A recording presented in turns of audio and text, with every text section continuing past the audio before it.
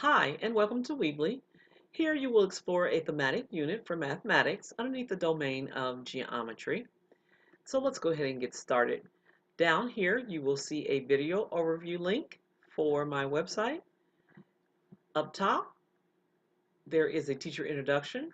I have standards listed here, lessons 1 through 6, and there's more. As you scroll over and hover over the main topics, the drop-down menu will appear so that you can explore the other concepts. Let's quickly take a look at the teacher introduction. I am Tina Thompson. I am an intervention specialist with Columbus City Schools. I'm certified mild to moderate. I am currently servicing students with moderate to intensive educational needs within the multiple disabilities unit. These are just some of the colleagues that assist me as we together educate students with significant cognitive disabilities. Let's look at these standards that we use for these students and the Common Core standards for mathematics.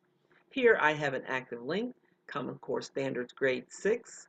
When you take a peek in there, it will show you the emphasis for geometry is solving real-world mathematical problems involving area, surface area, and volume.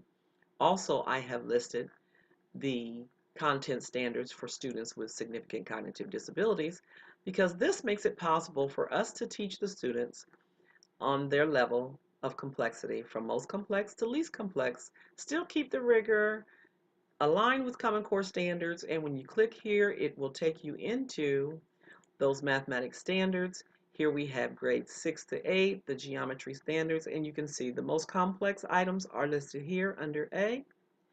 These in the middle would be midstream and least complex for students on this end of the spectrum. You would simply, as long as they're able to find the area of rectangles and triangles with whole number sidelines by counting unit squares, then that would be our students meeting the curriculum standards. Next, we have the technology standards. P21, what's going on in the 21st century? The nets for students and for teachers are listed here. What should we be doing with technology? What, as educators, is our responsibility to the students, and what are the students' responsibilities? Listed here, I also have the P21 framework link and the link to the nets. And as you scroll on down the page, you will see the different parts of these standards that are integrated or interwoven throughout this unit. Let's take a peek at the lessons. Lesson 1, we started out with an introduction to the coordinate plane. All the lessons that you will see as you go through here are from Smart Exchange. You may click to preview the lessons. You will not be able to see the adapted version that I used. You would actually have to be logged in to my Smart Exchange account. With every lesson, there are assessments and assignments that go along with it and real-world opportunities for the students to demonstrate they do and are able to connect their learning to the real world. Here's an example of find the distance from school to the mall. Very applicable, and my students should be able to understand this concept. LearnZillion, very popular website for the flipped classroom. Those who are higher order can come out, who do the higher order thinking can come to the computers, log on, view the lesson, then we do it in reverse. They come to me I'll give them the assignment. There is a guided lesson as well. Lesson next up is ordered pairs. Here are some of my students actually working on the coordinate grid, and they're placing stickers at the intersections of those grids in the pair. So with this lesson, there is a lot of learning package display. There's graphing the mole, where the student just begins to play the game. They identify where the mole is located at 4 and 2. They click the correct coordinate pair before he gets conked in the head. This one's at 2 and 1. Let's see if we can grab it quickly. And we're not moving as quickly on the draw, but you get the essence of graphing them all. Another fun game for them was locating the aliens. And again, all the links are active. Locating the aliens, again, same concept. What is the X? What is the Y of where the alien is located? And feeding the bug. The student comes here to begin. It wants them at -4 and -5. They use the directional arrows to get the bug there. And when they get the bug to the correct place, it should feed him. And the instant, immediate feedback to assist with the students. Assignments, again, may look different than in the typical classroom, but it does give them the opportunity to write ordered pairs for the lesson that was just presented to them. Next lesson, shapes on the coordinate plane. This was a lengthy lesson. It had 3 parts. Again, it is through Smart Exchange. And also below is an opportunity for them to use the coordinate plane to create a square. Again, with the flipped classroom, this would be an ideal lesson to use. Here the students are standing on an XY axis coordinate plane that I created by putting masking tape on the floor. And they have been given an ordered pair. They place themselves there, stretching the rubber band. It could be yarn to see what shapes they can create on the coordinate plane.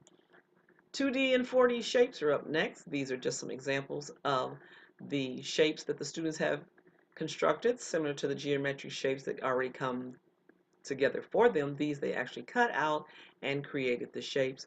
This is an example of an assessment that I would use with a student.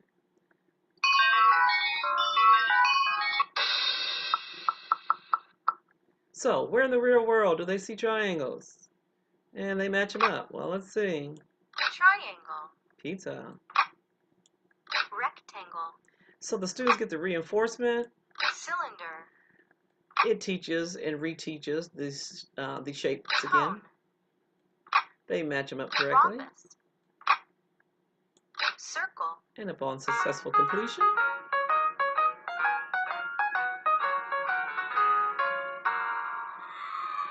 immediate feedback so that they know that they are correctly able to identify the 2D or 3D shapes.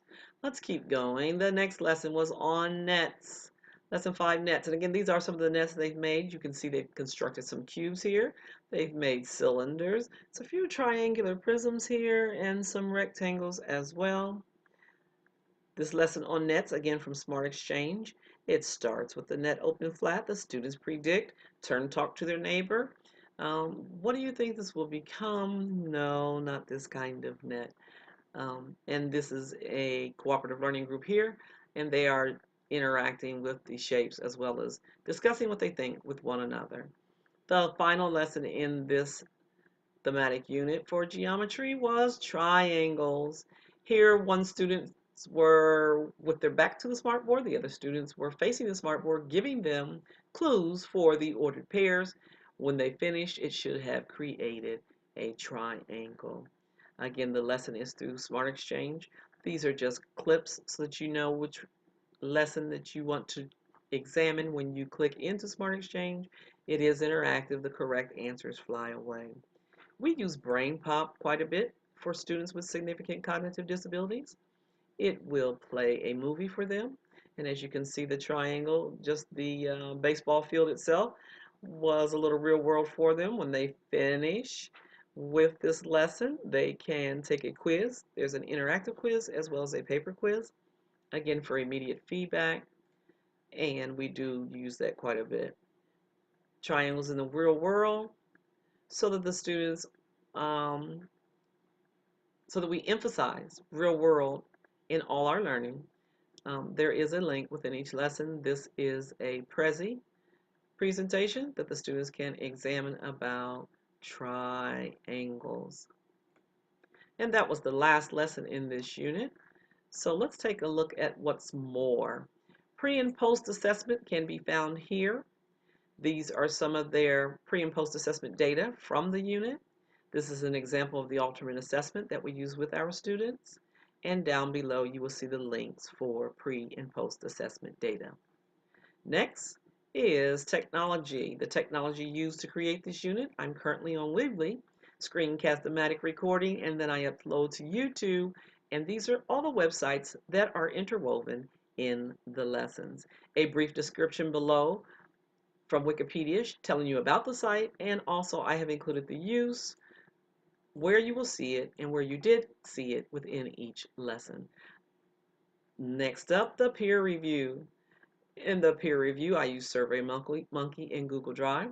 Down below, peers have already came in and gave responses, and the peer review responses are also available for you to examine on the site. Lastly, we have implementation and reflection. Here I give a brief overview of the unit, talk about the learning opportunities that were afforded to me in this EDCI 522 Masters in Educational Technology coursework, as well as a look at what was changed and what was corrected as a result of today's meet, which is where we met to give immediate feedback to one another regarding our sites, and also to reflect within here. There were quite a few things that I did change, and so I am so grateful for the peer review, so that at the end of all this examination, the geometry unit was successfully completed, meeting the criteria for this class. So there we have it, geometry, grade band 6 through 8.